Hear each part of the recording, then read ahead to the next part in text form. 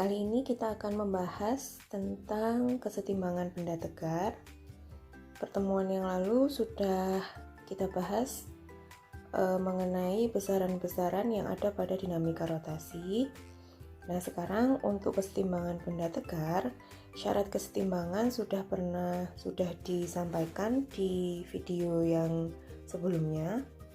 Ada dua syarat kesetimbangan, yaitu yang pertama, sigma F-nya sama dengan 0, di mana sigma F itu adalah jumlah gaya-gayanya harus sama dengan 0. Di sini sigma F sama dengan 0 ini merupakan syarat dari kesetimbangan translasi atau gerak lurus. Nah, yang kedua yaitu sigma torsinya harus sama dengan 0 atau sigma momen gayanya, jumlah momen gayanya harus sama dengan 0. Nah, ini merupakan syarat kesetimbangan rotasi karena benda bergerak kali ini bergeraknya bukan hanya translasi saja tapi juga berotasi, berputar melalui sumbunya. Nah, selanjutnya kita bahas untuk yang kesetimbangan 3 gaya sebidang. Nah, di sini saya punya 3 vektor. Vektor gaya 1, gaya 2, dan gaya 3, F3. Nah, di mana masing-masing vektor ini memiliki sudut. Nah, sudutnya berupa alfa, gamma, beta. Nah, hubungan dari ketiga gaya di samping itu adalah ini. Untuk F1 itu akan berbanding dengan sudut yang ada di sudut yang ada di hadapannya. Jadi yang berhadapan dengan gaya 1, F1 itu adalah alfa, maka F1 akan per sin alfa. F2 di sini berhadapan dengan beta, maka F2 akan per sin beta. Dan F3 di sini berhadapan dengan gamma, maka F3 akan per sin gamma, gitu ya. Jadi F1 per sin alfa sama dengan F2 per sin beta sama dengan F3 per sin gamma. Ini adalah hubungan dari 3 gaya yang berada pada satu bidang. Selanjutnya kita masuk ke titik berat. Nah, titik berat sendiri, semua benda itu aslinya dari banyak partikel, di mana setiap partikel itu memiliki berat. Jadi semua benda itu punya berat. Nah, resultan seluruh berat partikel itu disebut sebagai berat benda. Nah, berat benda ini akan bekerja melalui satu titik tunggal yang disebut dengan titik berat, atau bisa kita kenal dengan pusat berat, yaitu suatu titik tempat berpusatnya massa atau berat dari benda tersebut. Untuk rumus mencari titik berat dari benda homogen ada 3. Di sini 3 itu terbagi karena bentuk-bentuk dari benda tersebut. Yang pertama itu ada titik berat benda untuk benda yang berbentuk garis. Di sini panjang itu disimbolkan sebagai L, di mana satuannya panjang itu adalah meter. Oke, untuk mencari titik berat maka kita bisa menggunakan rumus ini. X0 koordinat 0, titik berat koordinat X-nya itu adalah panjang 1 dikali X1 ditambah L2 kali X2 ditambah sampai berapapun garis yang dicari titik beratnya, seper L1 tambah L2 tambah sampai berapa garis. Nah, yang kita mencari Y-nya itu bisa menggunakan rumus L1 kali Y1 ditambah L2 kali Y2 ditambah sampai dia berapa garis. Kalau misalkan ada 5 garis berarti ya L3 kali Y3 ditambah L4 kali Y4 gitu sampai 5. Nah, ini per L-nya, L1 jumlah L-nya, L1 plus L2 plus berapa garisnya itu tadi. Nah, ini untuk titik berat yang berbentuk garis, biasanya batang ya. Di dalam soal itu biasanya batang, tapi jarang sekali keluar mencari titik berat yang berupa benda yang berupa garis. Nah, untuk selanjutnya ini yang sering sekali keluar di soal, yaitu titik berat benda berbentuk bidang, di mana kita mencarinya adalah luasannya dengan simbol A. Nah, ini satuannya adalah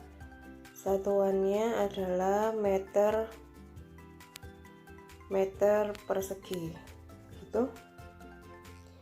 Nah, untuk mencari koordinatnya di titik X, kita mencari dulu luasan bidang 1 dikali titik berat bidang 1 X1 ditambah luasan kedua dikali titik berat benda 2 di X yang mewakili sumbu X, ditambah sampai dia ada berapa bentuk benda, dibagi jumlah luasan benda-benda tersebut. Nah, untuk koordinat Y, sumbu Y itu sama rumusnya. Jadi ini rumusnya untuk untuk benda berbentuk garis, bidang, dan volume itu sebenarnya, dan berbentuk ruang itu sebenarnya rumusnya sama. Jadi kalau berbentuk garis itu kita menggunakan L, kalau berbentuk bidang itu kita menggunakan A atau luasannya, dan kalau berbentuk volume, ruang, kita menggunakan volume. Nah, ini simbolnya volume, simbol volume V. Nah, satuannya meter kubik gitu. Jadi untuk ketiga rumus ini sebenarnya sama, dan mereka fungsinya untuk mencari koordinat titik berat dari bidang-bidang masing-masing. Begitu. Kalau misalkan bentuk bidang luasan, berarti mencari X0 Y0-nya itu nanti luasannya dikali titik berat di sumbu X atau Y dibagi dengan jumlah luasannya. Sama dengan mencari titik berat di benda berbentuk ruang. Nah, berarti kita mencari X0 dan Y0-nya itu volume dikalikan titik berat koordinat X, sumbu X, dibagi nanti jumlahnya itu tadi dibagi jumlahnya volume. Nah, sama kalau mencari koordinat Y, berarti volume dikali Y, koordinat titik berat di sumbu Y, dijumlahkan nanti ada berapa ruang, ada berapa benda, itu dibagi dengan jumlah volumenya, begitu ya.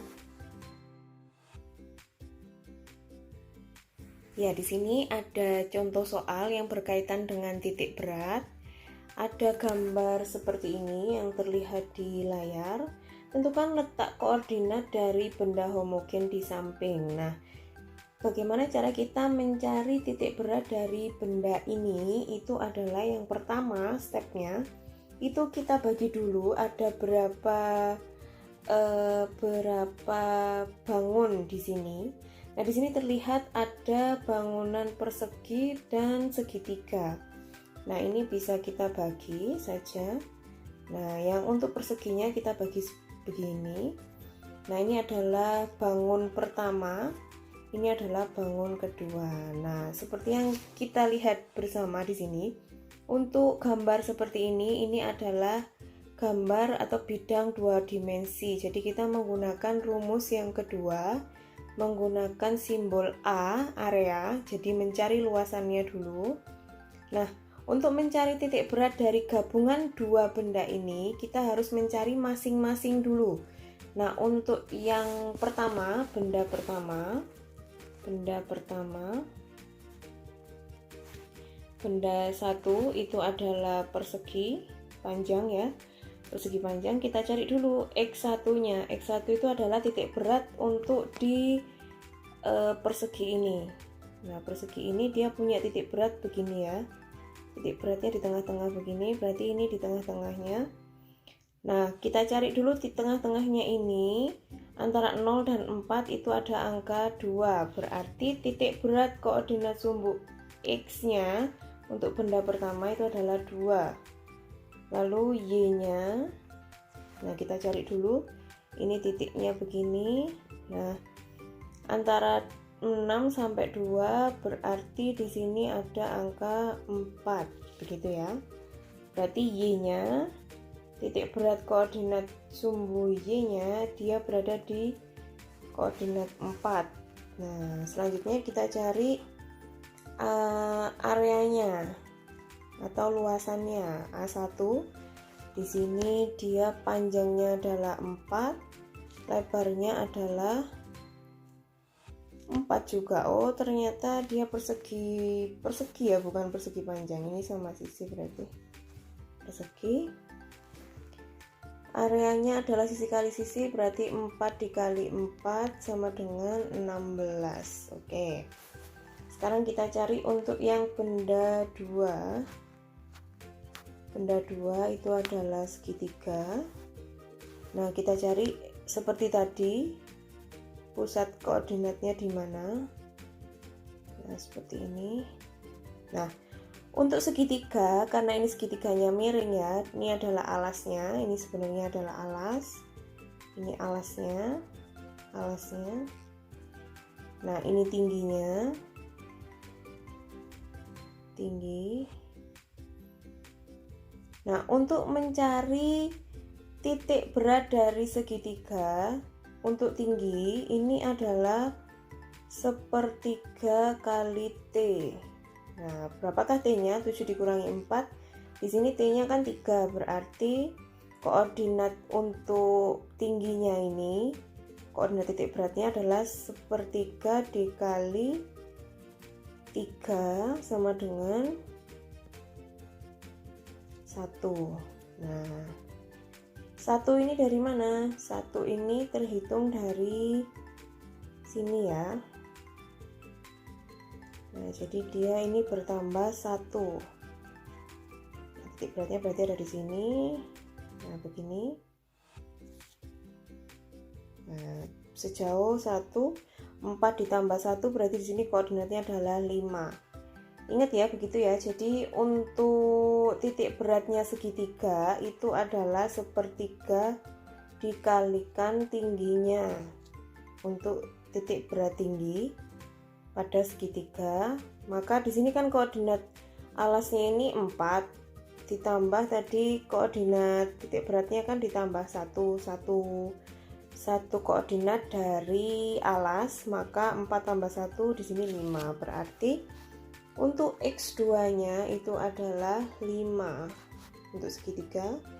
Nah, kita tinggal mencari Y-nya sekarang. Bukan Y1 ya, maaf. Y2. Nah, untuk Y-nya tinggal kita cari tengah-tengahnya, pusatnya. Nah, seperti ini. Ini sama dengan pusat yang ada pada persegi, berarti koordinatnya sama dengan persegi, yaitu 4 ya. Tengah-tengahnya juga 4. Nah, lanjut kita mencari luas areanya sekarang. Untuk luasan segitiga itu adalah setengah dikalikan alas dikali tinggi. Setengah dikali alasnya 8 dikali tingginya adalah 3. Coret 12. Nah, kita masukkan sini 12. Nah, kita sudah mendapatkan masing-masing titik berat dari masing-masing benda. Jadi benda 1 dan benda 2. Tapi yang ditanyakan di sini adalah letak koordinat titik berat dari benda ini. Jadi dua benda ini, gabungan dua benda ini. Caranya tadi dengan menggunakan rumus yang nomor 2. Kita masukkan rumusnya X0 itu sama dengan, karena hanya ada dua benda saja, ini ya, ada dua benda saja, berarti A1 dikalikan X1 ditambah A2 dikalikan X2 dibagi A1 jumlah areanya, jumlah luasannya ditambah A2 begitu ya. Sama dengan A1 nya masukkan 16 dikali X1 nya 2 ditambah A2 nya 12 dikali X2 nya disitu adalah 5 dibagi jumlah areanya 16 plus 12, tinggal dihitung. 16 kali 2 32 ditambah 12 kali 5 60 dibagi 16 plus 12 itu adalah 28. Oke, selanjutnya 32 plus 60 itu adalah 92 ya, dibagi 28, maka hasilnya adalah 3,285 gitu ya. Untuk X0 nya hasilnya 3,285 atau mungkin bisa kita sederhanakan 3,3 begitu. Nah, selanjutnya kita mencari untuk Y0 nya. Y0 itu sama dengan A1 dikalikan Y1 ditambah A2 dikalikan Y2 dibagi jumlah areanya tadi ada 2 benda A2. Nah, kita masukkan A1 nya 16, Y1 nya adalah 4 ditambah A2 nya adalah 12 dikalikan Y2 nya 4 dibagi 28 atau 16 tambah 12 A1 plus A2 nya sama dengan 16 dikalikan 4 64 ditambah 48 dibagi 28. Nah, ini hasilnya 112 dibagi 28, ini hasilnya adalah 4 ya. Maka kita bisa menarik kesimpulan bahwa letak koordinat titik berat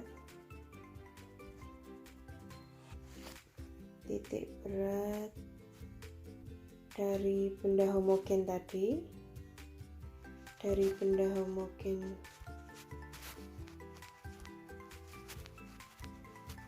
tersebut adalah X0, Y0 sama dengan 3,3,4. Nah, ini hasilnya berarti sekitar 3,3 itu berada di sini. Ini untuk koordinat titik beratnya. Ini adalah titik pusat massa atau titik berat.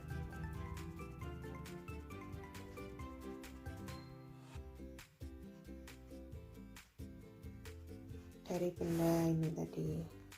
Nah, begitu. Ini adalah pembahasan tentang kesetimbangan benda tegar, di mana di dalamnya ada tentang titik berat. Sekian penjelasan dari saya. Terima kasih.